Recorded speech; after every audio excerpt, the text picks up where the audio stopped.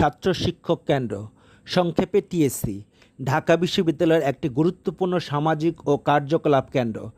এটি ঐতিহাসিকভাবে গুরুত্বপূর্ণ স্থাপত্য ইমারত। এটি ঢাকার শাহবাগে ঢাকা বিশ্ববিদ্যালয় ক্যাম্পাস এলাকায় অবস্থিত।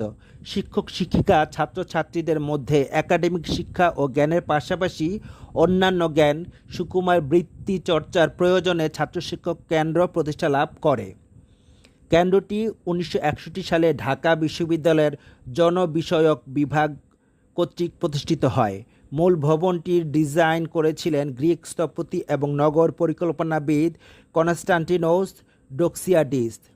স্থানটির কিছু অংশ পূর্বে পুরাতন সুজাতপুর প্রাসাদের জমি ছিল। কমপ্লেক্সটিতে ডাইনিং রুম, সভাকক্ষ, গ্রন্থাগার, শিল্প ও সঙ্গীত কক্ষ, মঞ্চ, একটি বহুমুখী হল, খেলার ঘর, সুইমিং পুল, একটি ফিল্ম ল্যাব, রিহার্সাল রুম এবং আরও অনেক কিছু রয়েছে। ছাত্র শিক্ষক কেন্দ্রের পূর্ব দিকের সবুজ রনের উপরে একটি ছোট গ্রিক সমাধিসৌধ অবস্থিত।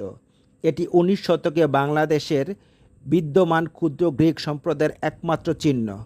কেন্দ্রের সুইমিং পুলের ছিটমহলের ভেতরে দুটি ছোট শিব মন্দির রয়েছে। বাংলাদেশের স্বাধীনতা যুদ্ধের সময় শিক্ষক ছাত্র কেন্দ্রে অনেক ঐতিহাসিকভাবে গুরুত্বপূর্ণ রাজনৈতিক সভা ও আলোচনা অনুষ্ঠিত হয়েছিল।